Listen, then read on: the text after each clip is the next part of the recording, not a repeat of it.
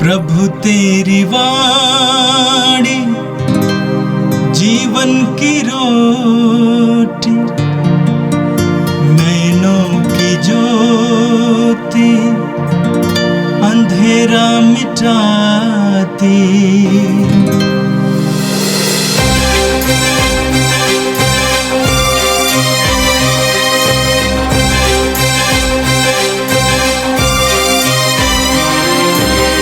प्रभु तेरी वाणी जीवन की रोटी, नैनों की ज्योति अंधेरा मिटाती। प्रभु तेरी वाणी जीवन की रोटी, नैनों की ज्योति अंधेरा मिटाती। वाणी वाणी वाणी वाणी वाणी पवित्र है, शाश्वत है, जीवन का मन्ना है। 27 अक्टूबर बुधवार। पहला पाठ रोमियो के नाम संत पौलुस का पत्र, अध्याय 8, पद संख्या 26 से 30। आत्मा भी हमारी दुर्बलता में हमारी सहायता करता है। हम तो यह नहीं जानते कि हमें कैसे प्रार्थना करनी चाहिए, किंतु हमारी अस्पष्ट आहों द्वारा आत्मा स्वयं हमारे लिए विनती करता है। ईश्वर हमारे हृदय का रहस्य जानता है। वह समझता है कि आत्मा क्या कहता है, क्योंकि आत्मा ईश्वर के इच्छा अनुसार संतों के लिए विनती करता है।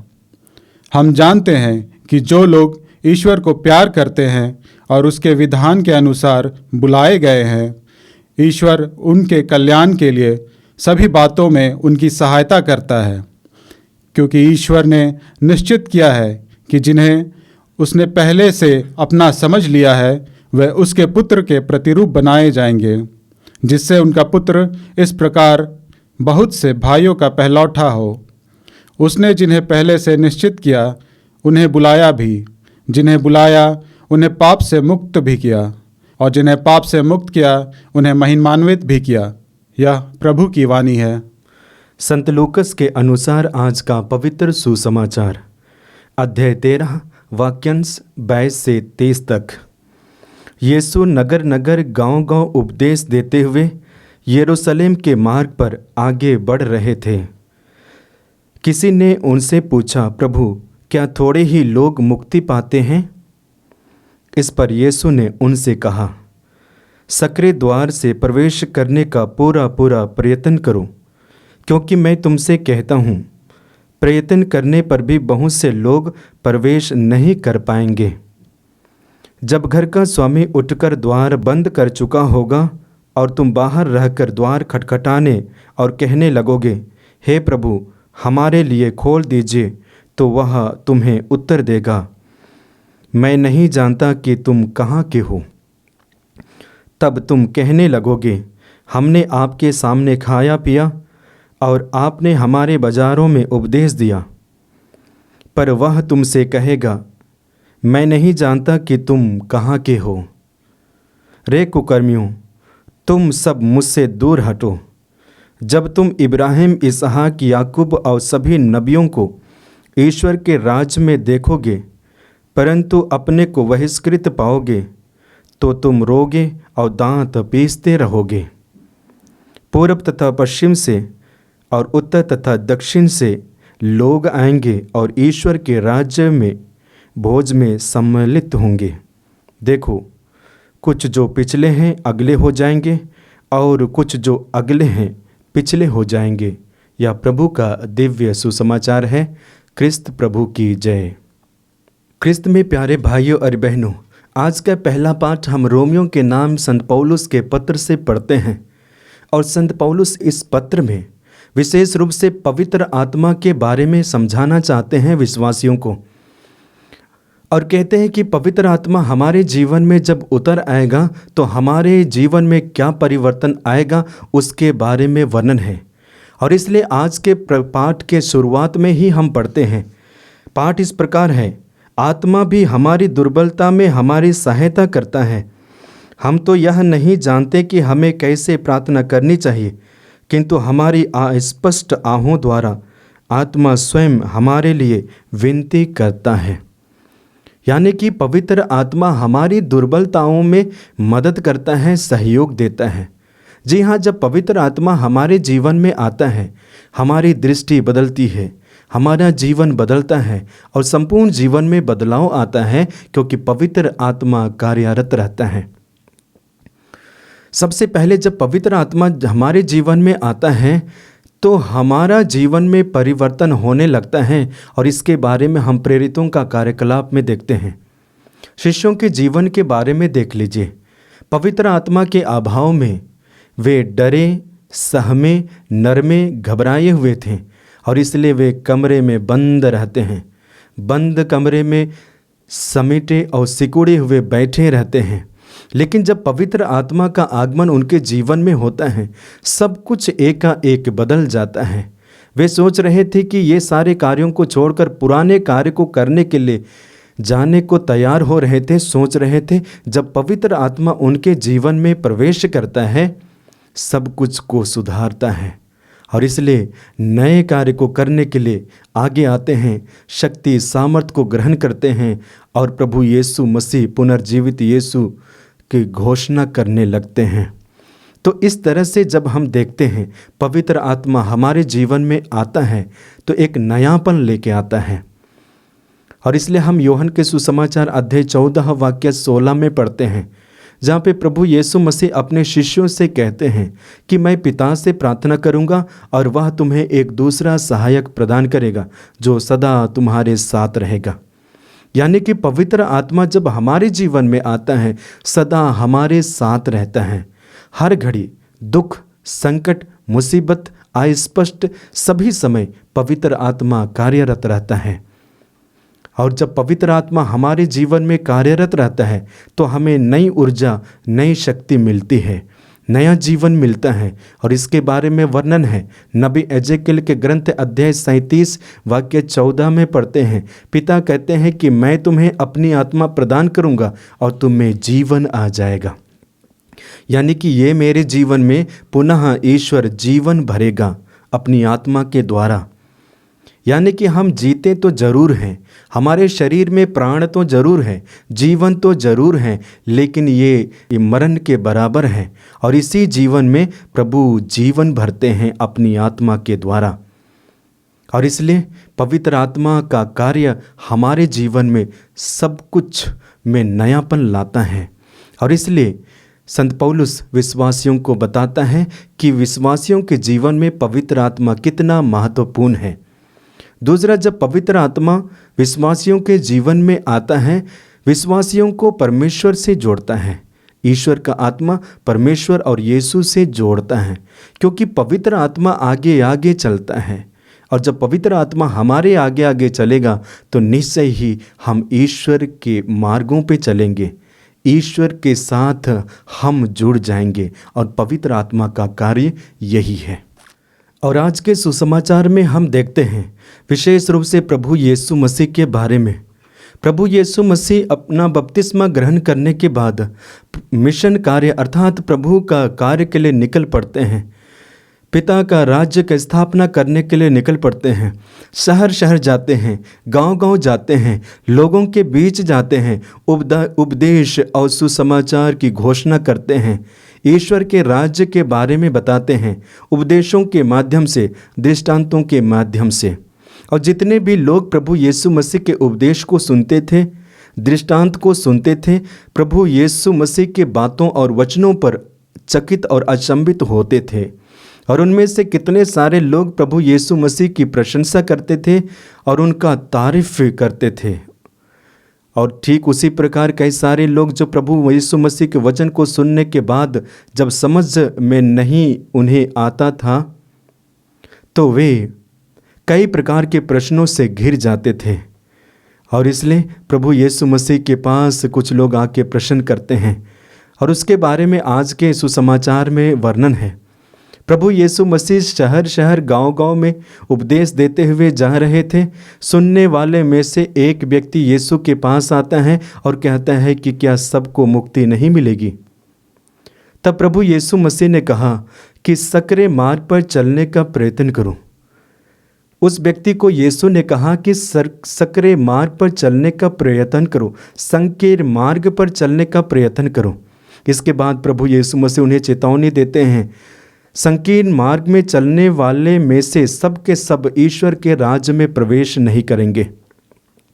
तब ईश्वर के राज्य में प्रवेश कौन करेगा? और इसका जवाब हम मत्ती के सुसमाचार अध्याय 7 वाक्य 21 में पढ़ते हैं। प्रभु यीशु मसीह कहते हैं, जो मुझे प्रभु प्रभु कहकर पुकारते हैं सबके सब ईश्वर के राज्य में प्रवेश नहीं करेंगे। ईश्वर के राज्य में वही प्रवेश करेंगे जो ईश्वर की इच्छा पूरी करते हैं, यानी कि पिता की इच्छा, परमेश्वर की इच्छा पूरी करने वाले लोग ही ईश्वर के राज्य में, ईश्वर के भवन में प्रवेश कर पाएंगे। अब ईश्वर की इच्छा क्या है? ईश्वर की इच्छा अपने पुत्र के लिए और ईश्वर की इच्छा हमारे लिए। ईश्वर की इच्छा अपने पुत्र के लिए, उसके बारे में वर्णन है। संत पौलुस अपने पत्र में लिखते हैं, रोमियो के नाम संत पौलुस का पत्र अध्याय 3 वाक्य 25 में पढ़ते हैं, ईश्वर ने चाहा कि ईसा अपना रक्त बहाकर पाप का प्रायश्चित करे और हम विश्वास द्वारा उसका फल प्राप्त करें। यानी कि ईसा रक्त बहाकर, दुख कष्ट उठाकर, त्याग कर, अपने जीवन को न्यौछावर कर हम मनुष्यों को उद्धार किया, और ये ईश्वर की इच्छा अपने पुत्र के लिए थी। ठीक उसी प्रकार ईश्वर की इच्छा हमारे लिए है, और हमारे लिए जो ईश्वर की इच्छा है अपने पुत्र के द्वारा प्रकट होता है। क्योंकि प्रभु यीशु मसीह ने कहा, जिसने मुझे देखा है वह पिता को देखा है, जो मेरी सुनता है वह उसकी सुनता है जिसने मुझे भेजा है।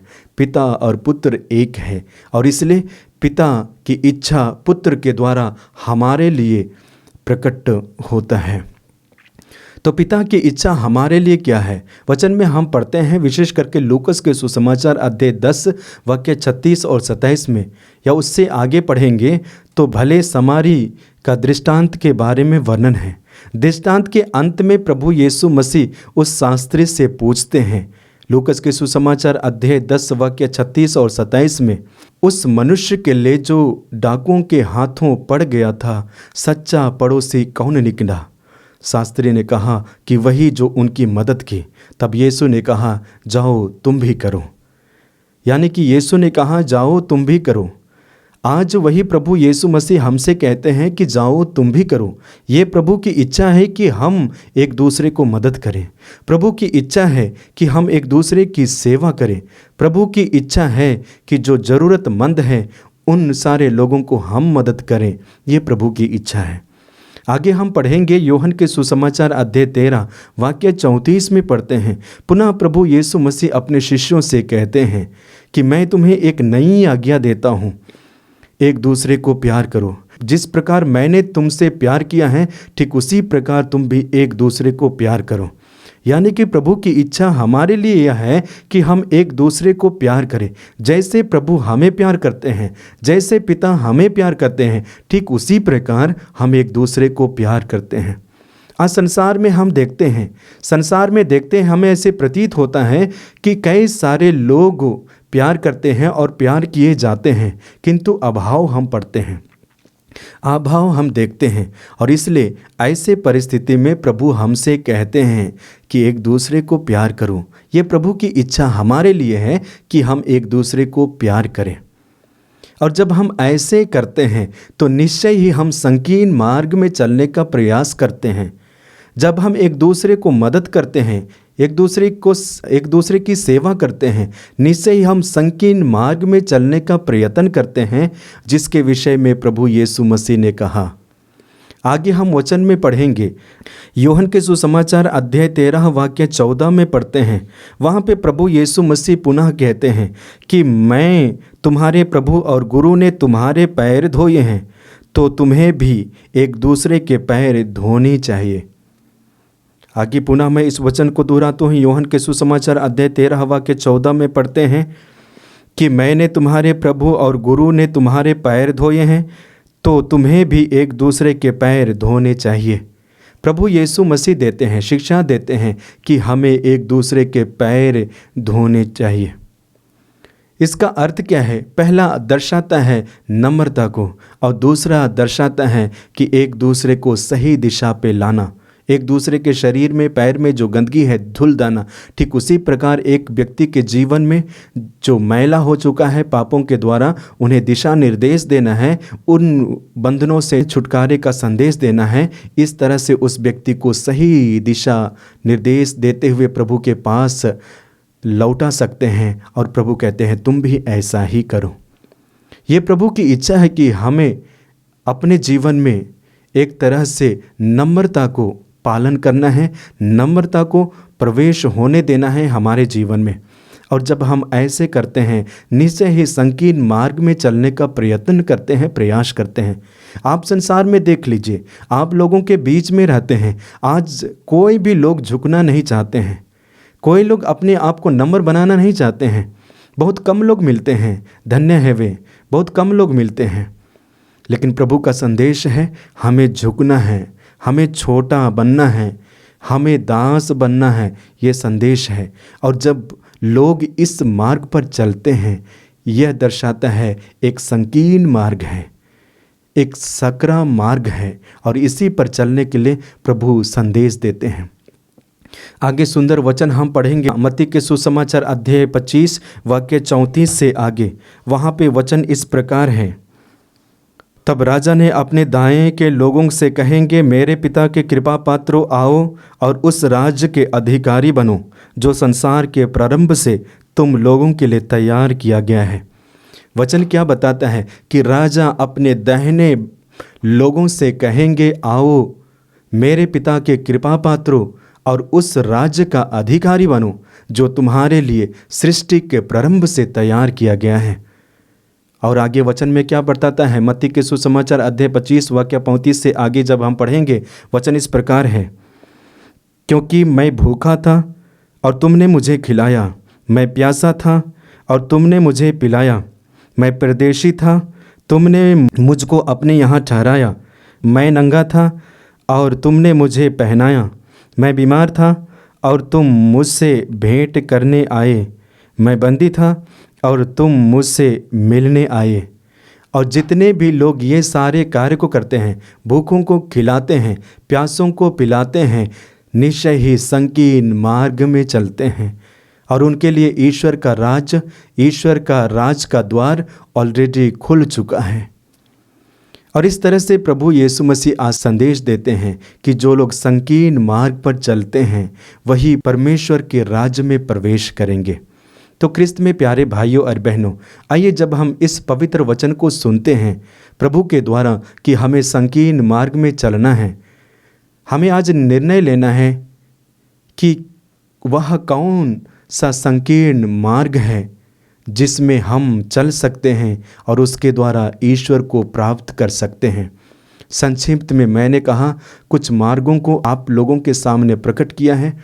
आइए हम प्रभु से प्रार्थना करते हैं कि जैसे प्रभु ने हमें कहा है कि तुम्हें भी इस प्रकार के मार्ग पर चलना है, हम उन मार्गों पे चल पाएंगे। आइए कुछ पल हम अपनी आँखों को बंद करें, आंखें बंद कीजिए, प्रभु को धन्यवाद दीजिए। प्रभु ने हमें पवित्र आत्मा के बारे में मनन चिंतन करने के लिए अवसर दिया और पाठ के माध्यम से हम लोगों ने पवित्र आत्मा के बारे में जाना है, उसके लिए धन्यवाद दीजिए। साथ ही साथ सुसमाचार के माध्यम से प्रभु यीशु मसीह हमें संकीर्ण मार्ग में चलने के लिए कहते हैं, प्रयास करने के लिए कहते हैं और विश्वास दिलाते हैं जो संकीर्ण मार्ग में चलते हैं वे पिता के राज्य में प्रवेश करेंगे। हम प्रभु से प्रार्थना करते हैं, यीशु से प्रार्थना करते हैं, पवित्र आत्मा से हम प्रार्थना करते हैं ताकि उनकी कृपाओं के द्वारा हम प्रभु के मार्ग पर चलते हुए ईश्वर के राज्य में प्रवेश कर पाएंगे। ईश्वर हमें ऐसी कृपा, ऐसी शक्ति प्रदान करें। पिता और पुत्र और पवित्र आत्मा के नाम पर आमीन। प्रभु तेरी वाणी जीवन की रोटी, नैनों की ज्योति अंधेरा मिटाती, वाणी वाणी वाणी वाणी वाणी पवित्र है, शाश्वत है जीवन